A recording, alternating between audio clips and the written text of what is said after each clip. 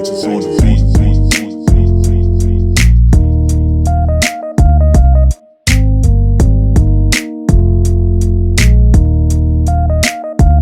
What's good, everyone? It's your boy Nati with another video for the channel. Welcome back to DMV Sports Zone. And today we got another one of these weekly game previews for the Washington football team. This week's preview will of course be about the week 3 Washington football team versus Cleveland Browns matchup. And like I say every week, this preview will be completely objective. I know that's hard for you guys to believe with this Washington Nationals hat, but I can still rep my Nats while giving the subjective preview, right? I think I can. But yeah, I usually just go through the injuries for the upcoming matchup and then go through some key battles, some game logistics, and ultimately some of my predictions that should take place on Sunday. So with that being said, let's get started with the notable injuries first. These injuries pretty much were published on the week 3 injury report on the official Washington football team website, and luckily they have actually both teams' injury reports on there, so pretty useful, pretty helpful for learning about who's in and who's out for the upcoming matchup. So that being said, for Washington, injuries are starting to pile up for this team this week, and that's usually the case about this time of year, right? Only heading into week 3. It's really started with Pro Bowl right guard Brandon Sheriff being out for 3 to 5 weeks with a MCL sprain that he suffered in last week's matchup against the Arizona Cardinals. So that's a big loss there, right? He's a Pro Bowl right guard player, and he hasn't played too well this season up until this point. At the same time, he is definitely a key piece on that line, so Washington definitely will suffer a bit from that loss. Ryan Kerrigan, Thomas Davis Sr., Sadiq Charles, Cole Holcomb, Ryan Anderson, and Steven Sims Jr. all did not practice on Wednesday, and Ryan Kerrigan's dealing with a toe injury, and Thomas Davis Jr. Sr. is dealing with an illness that is undisclosed, but per reports, it's not COVID related or anything. So I expect both to be back by Sunday, and I've heard that through reports and stuff. So they should be good to go. But per the outstanding ESPN Washington football reporter John Kine, which I know many of you all know, Steven Sims Jr., Sadiq Charles, and Cole Holcomb were all spotted riding the training bike today during practice. And I mean, that's not really good, but we don't really know about their status, and we won't really know until a couple of days down the line, maybe on Friday at the latest. So definitely keep an eye out on that and knowing if both players will suit up on Sunday. And last but not least, starting right tackle Morgan Moses was actually a limited participant in practice today. He suffered a hip injury, I believe, in last week's game against the Cardinals, and we should also know more about his status for Sunday in a couple of days. But for now, everyone is listed as questionable for Sunday. So again, make sure to keep an eye out, and I'll make sure to post the injury report on our official Instagram page, all lowercase DMV Sports Zone. So keep an eye out for that. And the good news though, starting quarterback 1 or possibly free safety 1, Kendall Fuller, is no longer on the injury report. So he should be good, hopefully, fingers crossed, for Sunday, and will be a very good part of that secondary, a missing part of that secondary. I don't know if they'll be able to slow down Cleveland's wide receiving core, but I'll discuss that later. But Kendall Fuller being back is definitely good news for Washington. And then for Cleveland, Adrian Claiborne, Jacob Phillips, and Olivier Vernon were all no-shows for Wednesday's practice as they were dealing with hip, knee, and abdomen injuries respectively. Jack Conklin, Kevin Johnson, JC Treader, and Greedy Williams were all limited in practice, and their status is pretty iffy for Sunday, but not as iffy, of course, as the guys that did not practice today. For now, all the aforementioned Browns players are questionable for Sunday's game, but like Washington, we should know more about their availability in a couple of days, probably by Friday again at the latest. And lastly, Stephen Carlson, Jarvis Landry, and Sion Takayaki were full participants in practice on Wednesday, so they should be good to go come Sunday. I think the Browns are pretty injured at this point, but at the same time, I think they should be good, although there might be a couple of these players who won't show up for Sunday. And that's about some other logistics about the game. So the game will be shown on Fox at the nice and traditional time of 1 p.m. Eastern, which is all great for I know a lot of people out there who are watching this video, and will be played at First Energy Stadium in Cleveland, Ohio. And unlike Washington's last 2 games, it actually will be played in front of some fans. The stadium actually will be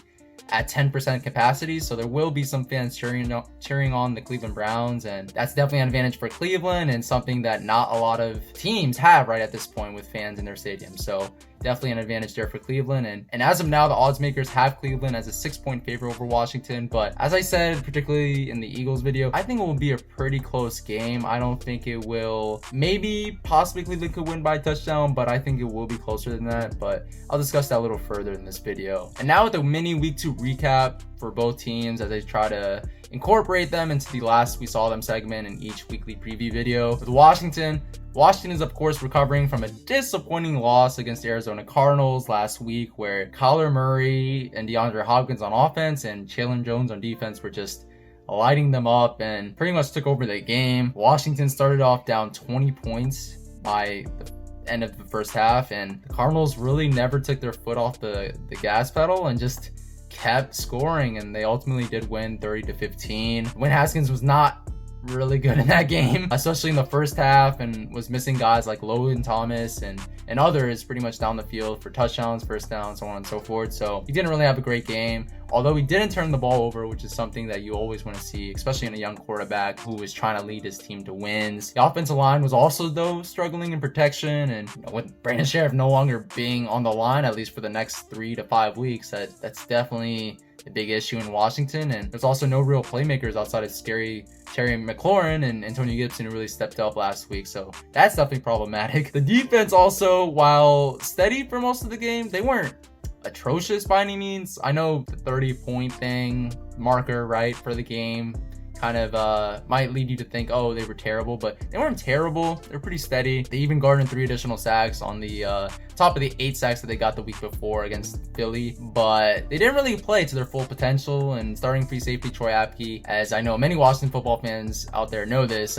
he played a trash game last week. I know Ron Rivera was trying to quiet down, I guess, the negative attention, negative noise that was garnered towards Troy Apke from last week's game. But guys, Troy Apke was just not playing well. He was just not good.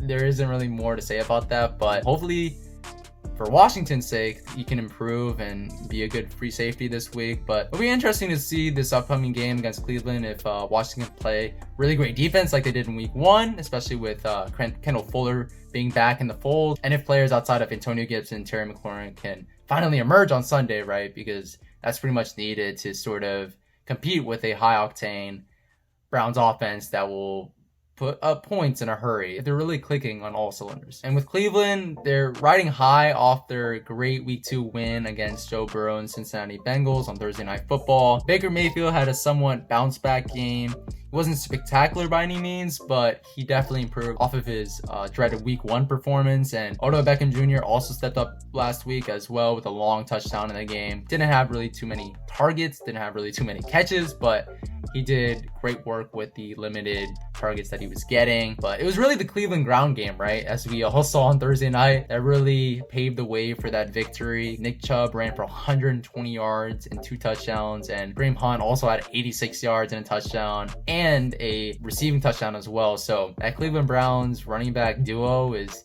definitely one of the best in the league, if not the best. And Cleveland, again, is clicking on all cylinders. It's hard for any defense to stop. So Washington better be careful, because Cleveland can run up the score very fast. I know they haven't really shown it too much in the past, but again, if they're clicking on all cylinders, they can really put up points in a hurry. And then now, as I do every week, I want to get into some key positional battles, and this week I'll get into 3 key positional battles. The first being the Washington defensive line versus Cleveland's offensive line. Washington does feel one of the best defensive lines in the NFL. I know coming into the regular season, many thought it was the most talented, but I think I've seen enough over the last 2 weeks to realize that it is one of the best, period, in the league. It's led by 5 first-rounders, as many of you all know, particularly Chase Young, the number 2 overall pick in this year's draft, and also has a stud by the name of Matt Ioannidis in the group as well as Tim Settle. So it's a very, very talented group, and we saw really all that talent together for the first time in week 1 as they feasted with 8 sacks against the Philadelphia Eagles, and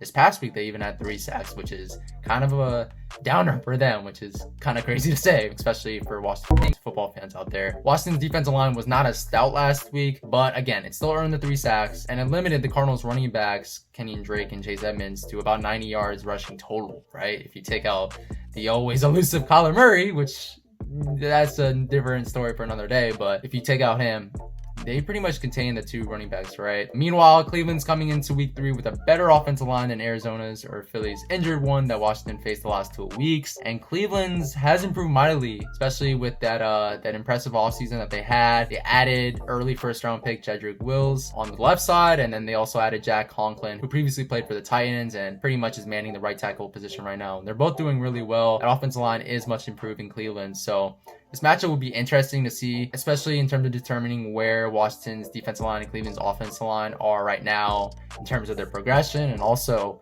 in terms of their general standing right across the league and seeing where exactly they're ranked, because I think they're both ranked pretty high in their respective positions in my opinion. And the Washington defensive line versus Cleveland offensive line matchup will of course be critical because it will determine the amount of protection that Baker Mayfield has, which is super important because Baker Mayfield, like any quarterback in the league, does really well when he's well protected, and will also determine how good the ground game can be this week, right? Washington somehow, some way contains Nick Chubb and or Kareem Hunt. It could be a good sign for Washington to ultimately pull out the W, but it's definitely going to be an interesting matchup to watch on Sunday. And then with the second battle, we have the Cleveland wide receivers versus the Washington secondary. Cleveland does feature an elite group of wide receivers with, of course, the LSU brethren, Odell Beckham Jr. and Jarvis Landry headlining the group. And while the group was pretty limited in week 1 against the elite Baltimore Ravens secondary, last week they played pretty well against the Bengals secondary, although they still didn't really live up to the fullest of their potential. I think, again, Odell Beckham led with 4 catches for 74 yards and a touchdown, which is pretty good, right? That can lead your team to a win, but at the same time,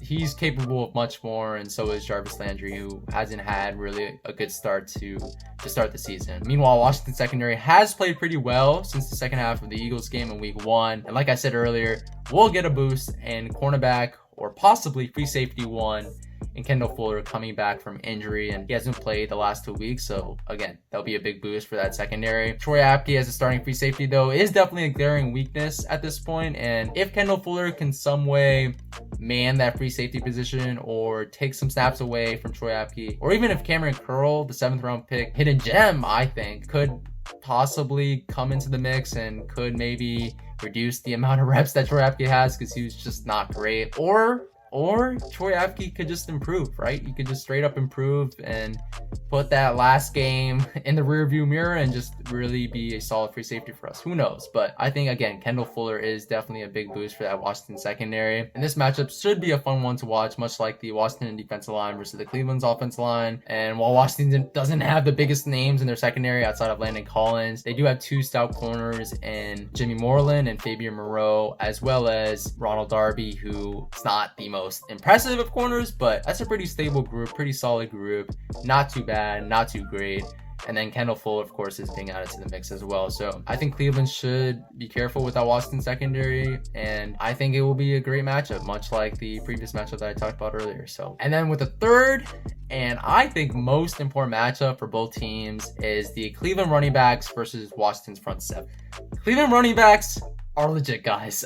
There isn't too much more to say about that. Nick Chubb, Kareem Hunt are both legit. They're proven running back 1s, and they form, again, one of the most, if not the most formidable duo at the position and across the entire National Football League. And it's going to be super tough for Washington's front 7 to sort of contain those 2 backs, especially with them not having too much speed in their linebacker core. I think Cole Holcomb will probably be out this week, unfortunately, for Washington. And they do have Kevin Pierre-Louis. Thomas Davis should be back. So that'll be okay, right? That will help contain the Browns' rushing attack to some extent. But at the same time, Kareem Hunt and Nick Chubb is just a lot for a lot of teams to contain. And in my opinion, this matchup doesn't bode well for Washington, although a monster game out of Chase Young, or even the incorporation of guys, like I mentioned earlier, like Kevin Pierre-Louis, Thomas Davis, or even Landon Collins being put more in the box, right, and pretty much stacking the box more could help Washington contain those backs. Although,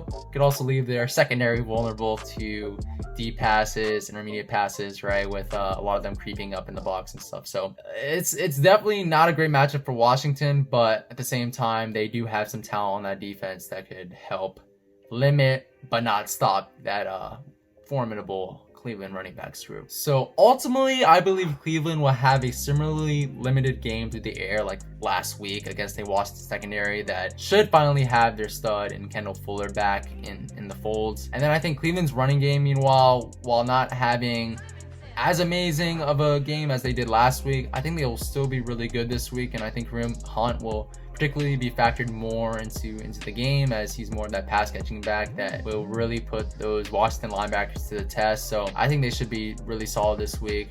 Maybe not to the extent of last week, of course, but still very solid. I do think though that Washington will have its best passing game of the year, and the guy Terry McLaurin should particularly have another great week as he did last week. He put up 7 catches for 125 yards and a touchdown, but he really wasn't getting much targets until later in the game. So I think it will just be fed more targets throughout the game this week. And I know Cleveland secondary does have Denzel Ward, but outside of him, they're pretty lackluster, and they also are very injury riddled up until this point. I mentioned Greedy Williams earlier, so I think Terry McLaurin will feast against this Brown secondary. I also think that people should look out for Washington's running back, Antonio Gibson, who I know he hasn't put up the most impressive of stats the last 2 weeks, but every single week that we've had so far, he's improved. Last week on that 1 touchdown run that he had, guys, he was just super elusive, just breaking tackles. I really feel like a breakout game is coming from him in very short order. I really feel that out of Antonio Gibson, and I believe throughout the offseason that he was an Alvin Kamara type back, and he really hasn't shown me anything the last 2 weeks to sort of push back against that theory. So I think Cleveland should keep an eye out for him when they're defending him, but also Cleveland fans, make sure you guys know who Antonio Gibson is, because he can come up on you in a hurry, really. And while this may be a semi-bland take, I ultimately do think that the true determinant for who actually wins this game will be that quarterback battle between 2 young, pretty unproven quarterbacks in Baker Mayfield and Dwayne Haskins, who are navigating their way through completely new offensive systems, both in Washington and in Cleveland. Dwayne Haskins could somehow, some way complete more throws than he did last week, because he wasn't putrid last week. I don't think he was the worst, but at the same time, he was missing a lot more throws than he should have. And if he some way completes those throws this week, could give him a pretty good game. And again, that Brown secondary is pretty injury riddled at that point, so maybe Dwayne could take advantage. And if Dwayne Haskins could just complete a couple more throws that he missed last week against the Arizona Cardinals, don't be surprised if he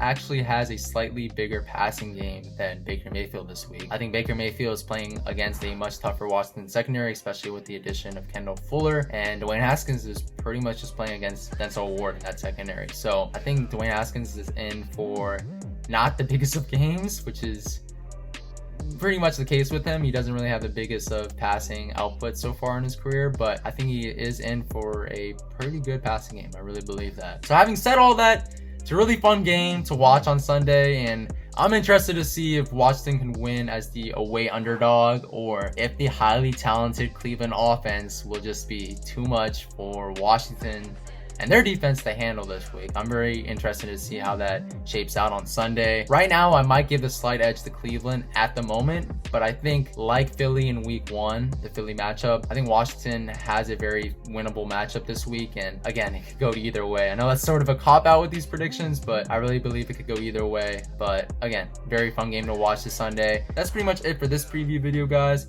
Thank you so much for watching. Please make sure to like, comment, subscribe to the DMV Sports Zone channel, where we try to post fire content on here as much as possible. Make sure to also follow our Instagram page, all lowercase DMV Sports Zone, and our Twitter page at DMV Sports Zone, where we try to post fire content as much as possible on there as well, and just keep you guys up to date on everything DMV Sports news, but also news around the country, really. So thank you guys again so much for watching, and peace. See you guys on the next one, and hopefully we get a really good game on Sunday. Peace.